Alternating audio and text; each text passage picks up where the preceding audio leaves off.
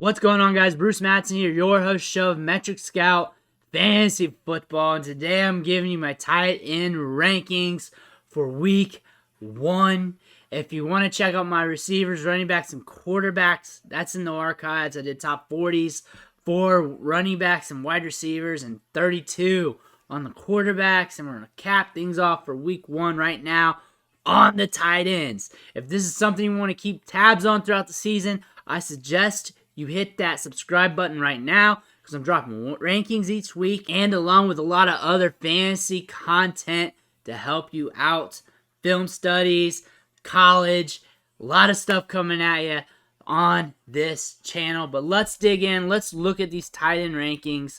Like all the other rankings, I want to go over the overs and the unders. Screenshot this one right now. Take a picture of it if it's on your TV or computer. Keep this. This is going to allow you to make those decisions on players that you don't know who to put in your lineup. I think this is going to help you most for wide receivers. We're not looking at the over and unders for the numbers.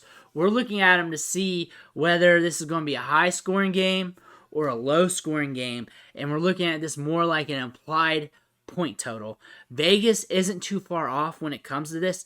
On average, of course, we're going to get variance striking us in the nuts sometimes, and we'll get a low-scoring game for a 50 overall or a high-scoring game for a 52 overall. That's just life. Football's life. It's just all variance.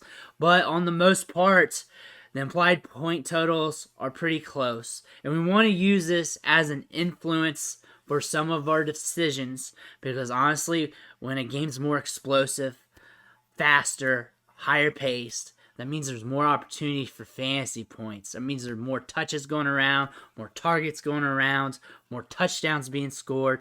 That's what we're projecting here. That's what they're projecting to us.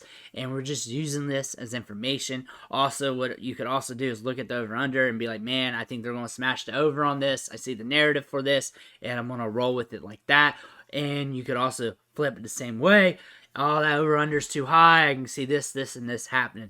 Play it with how you want, but it is a tool with how I do my lineups, especially in the season, especially for wide receivers. When I have two that are close together, whoever has the better matchup, I usually put in there because they got a better opportunity, and I'm close on them anyways for a reason, so why not put the one in with the better opportunity? But let's move in here with the tight ends. Tight ends is a very funny position. It's a very fickle position in fantasy. Usually your top 3 to 5 is really what you want to roster. And then from like tight end 8, 9, 10, that's really not much more fantasy points. They don't really score much more than like the tight end 25. I tweet out the top scorers each week on my handle because I'm a masochist. I don't know why I do that, but I do notice the trend that sometimes the tight end 10, the tight end 9 or whatever will only score like 3 points more than the tight end 25, and that happens more times than you want to believe because it is a nasty position. So we really want to focus on these top guys, and then we want to play the matchups or just hope for the best with the bottom guys. So you're starting Travis Kelce if you have him. You're starting Mark Andrews if you have him. You're starting Kyle Pitts if you have him. You're starting Dalton Schultz if you have him. They're ranked this way, but honestly, God knows you only have one of these unless you're in a small league or you went Rambo on the tight ends. You played bully tight end, you're going to put one in your flex. More than likely, you're starting 2 if you drafted 2. But Kelce, over under high, matchup's good. Mark Andrews, target share for days. Don't see much competition stealing that target share. As long as he's on the field healthy, he's good to go. Kyle Pitts, same way. Dalton Schultz, same way. Good matchup, good target share, not much competition. A little bit more ambiguous compared to Kelce, Andrews, and Pitts.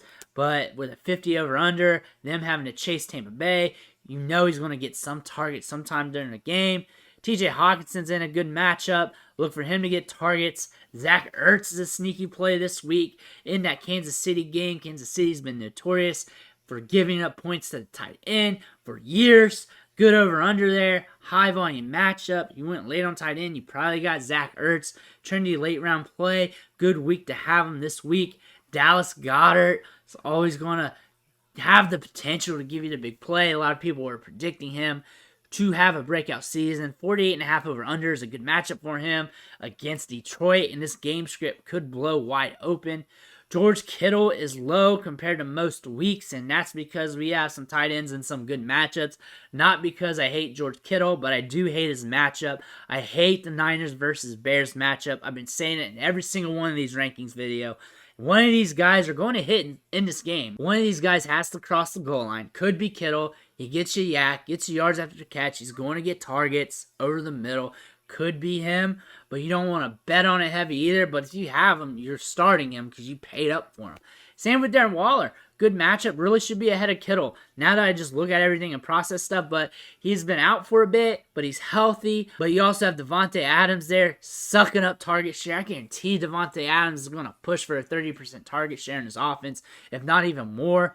Dawson Knox is a play that's going to be very sneaky for multiple weeks this season. 52.5 over under.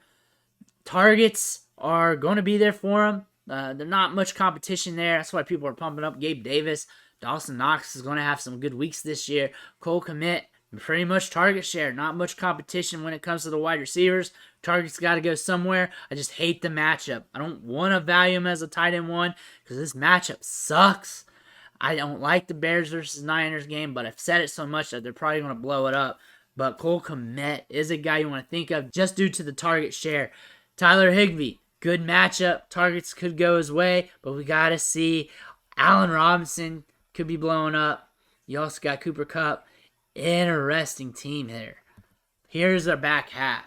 And I'm not too interested in these guys, but there is a few I like. I like Albert O. I like him any week, but I like him more as a speculative asset. This is a guy, due to his size-adjusted athleticism, that can blow it up on any week, but he can also hit the floor on any week. But honestly, when you're starting these back half tight ends, that's what you're gambling on anyways, because the bottom tier tight ends, the bottom rung tight ends, they're just not consistent, but they also have the upside if they get those red zone targets. Same with Pat Freiermuth, new quarterback, maybe new volume, maybe new opportunities. Could be better, could be worse. We got to see. But we also have some top tier tight ends in some good situations, so that pumped them down a little bit. David Njoku, not much competition for targets. You got Amari Cooper there who's going to soak up targets, but someone else has got to catch passes. Hopefully my boy David Bell, but we know Chief Njoku's ready to roll out. I don't like the over-under. I don't like the matchup, but the opportunity could be there considering there's not much else for them to throw the ball to. Austin Hooper, same reason. Treylon Burks, I like, but Austin Hooper might start the season getting some target share, more targets than what you expect, but not enough to boost him to be a top-tier asset for fantasy. Irv Smith is in a good situation in Minnesota. Hopefully they use him more, but we got to see. I don't want to put a stamp of approval on him right now and then just get burnt like we have been his entire career. Hunter Henry, good story here, but I don't expect tight end one results unless he falls in the end zone or something like that. And I can say the same thing about the rest of these tight ends. I can make a story on Narrative Street. Jared Everett in a good matchup could get a touchdown. Mike Gesicki could get some target share, but I don't know. They upgraded wide receiver, new offense, so I'm not in love with that. That's why he's at 20. Evan Ingram's been a disappointment his whole life, but could get target share. There's not much competition for targets in Jacksonville. Robert Tonyan's sneaky. He is sneaky. Might need to bump him up because it's Green Bay. He has a good history with Aaron Rodgers. I love Brevin Jordan for what he is. Late round tight end you can get with one of your last picks. Has a ton of upside. You can drop him if you don't need him. And I think he could gel really well in this offense, especially in his second year. Noah Fant, I love him. Most weeks I'll have him ranked higher. This week, no. I just don't feel like Seattle's really going to be able to keep up. I think they're going to be a little slower paced, and the opportunities are just not going to be there this week. And I will like him more in more optimal situations. I do feel like Denver's going to put the foot on the gas here, especially with Russell Wilson. They're going to blow him out, and they may have to play from behind. Maybe some garbage time targets for Noah Fant, but that's just something I don't want to bet on. But these are my tight end rankings. Again, I may not be your guy for the tight end position, But I might be your guy for the tight end position because when it comes to tight ends, I'm not a very bullish guy. I know that once you get to tight end 8, tight end 9, tight end 10, it's not much difference than a mid-tier tight end 2 who's scoring like the tight end 15 or so, tight end 20, tight end 25, because it's just how the cookie crumbles once you get in season. There will be times in the year where a top 10 tight end won't even hit you double-digit fantasy points in PPR, and that'll happen 2 or 3 times this season because it usually happens every year. It happened last year, the year before that. There will be tight ends. There will be a week where the back end of the tight end ones will be just as valuable as the tight end 25. Or maybe the tight end 30. And that just happens. That's just part of life at the tight end position. It's very volatile. It's sticky. It's gross. It's nasty. That's kind of why you want some of the top guys. And that's kind of why you want to pay down at the position and stream them as well and just play the matchups. But here are my rankings for the week. And I hope it helps you out. But make sure you hit that subscribe button on the way out. Helps the channel, and it's going to help you because I'm dropping rankings all week long on every position every week this season. Once we get in the middle of the year, you're going to need them to help you out, plus other ranking videos I'll have all throughout this week, next week, and going forward. All kinds of fantasy football videos, film studies, and whatever else I can find. I want to thank you for watching, and I'll catch you on the next video.